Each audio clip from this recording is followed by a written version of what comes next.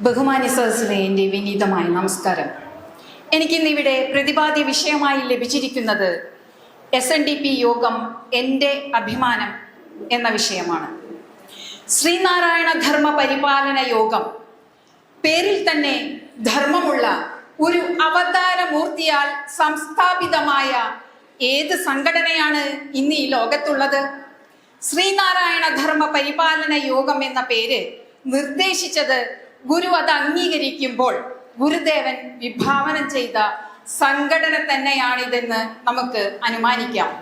നാം അനുഷ്ഠിക്കുന്ന ധർമ്മം നേരാണെങ്കിൽ യാതൊന്നിനെയും ഭയപ്പെടേണ്ടതില്ല എന്ന ഗുരുവാണി കൂടി നമുക്കിതിനോട് ചേർത്ത് വയ്ക്കാം.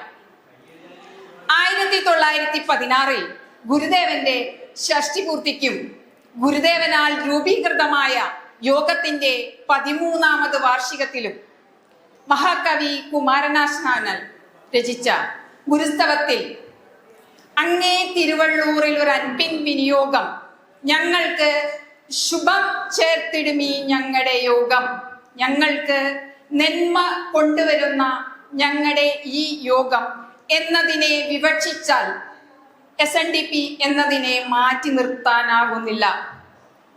ഭാരത ചരിത്രത്തിന്റെ സംസ്കൃതിയെ മൊത്തത്തിലെടുത്താൽ മഹാനായ R. ശങ്കർ തന്റെ ആത്മകഥയിൽ പറഞ്ഞ പോലെ ആർഷഭാരത ചരിത്രത്തിന്റെ ഇതിവൃത്തത്താൽ കൊത്തിവെക്കപ്പെട്ട ഇതിഹാസമാണ് SNDP യോഗമെന്ന് അഭിമാനത്തോടു കൂടി പറയുവാനാകും.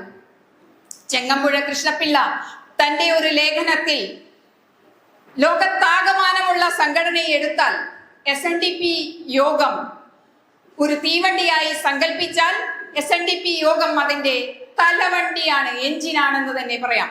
10 കോടി ജനങ്ങളുടെ വിദ്യാഭ്യാസ സ്വാതന്ത്ര്യം, മതസ്വാതന്ത്ര്യം, ആരാധനാ സ്വാതന്ത്ര്യം, സഞ്ചാര സ്വാതന്ത്ര്യം എന്നിവയ്ക്ക് വേണ്ടി അഹോരാത്രം പടവരുതി സമുജ്വലമായി വിജയം വരിച്ച പ്രസ്ഥാനമാണ് SNDP യോഗം.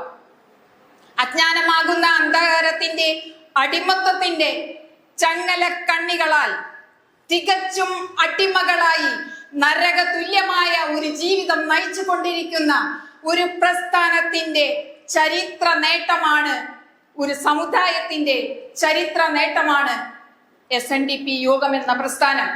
1903 ശ്രീനാരായണ ഗുരുവിനാൽ രൂപീകൃതമായ പ്രസ്ഥാനം ഡോക്ടർ പൽപ്പുവും കുമാരനാശാനും കൂടി പടുത്തുയർത്തി ഇന്ന് ഈ 2026 എത്തി നിൽക്കുമ്പോൾ ലോകമെമ്പാടും പടർന്ന് പന്തലിച്ച് വലിയൊരു വടവൃക്ഷമായി അതിന്റെ തായ് വേരുകളായി ഒട്ടനേകം പോഷക സംഘടനകളോടുകൂടി ചരിത്രം സൃഷ്ടിച്ചു കൊണ്ടിരിക്കുകയാണ് SNDP യോഗം.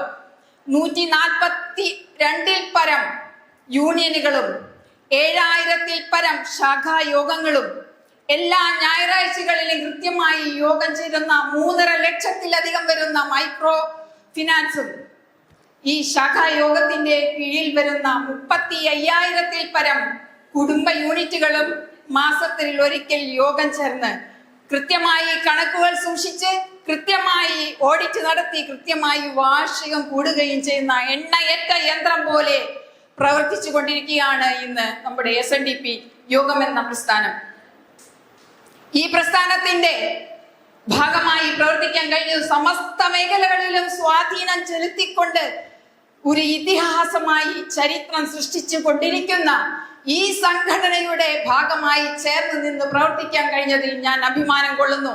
ഇത്രയും പറഞ്ഞുകൊണ്ട് ഞാൻ എൻ്റെ വാക്കുകൾ നിർത്തുന്നു. നന്ദി, നമസ്കാരം. ഗുരുദേവ ധർമ്മം വിജയിക്കട്ടെ.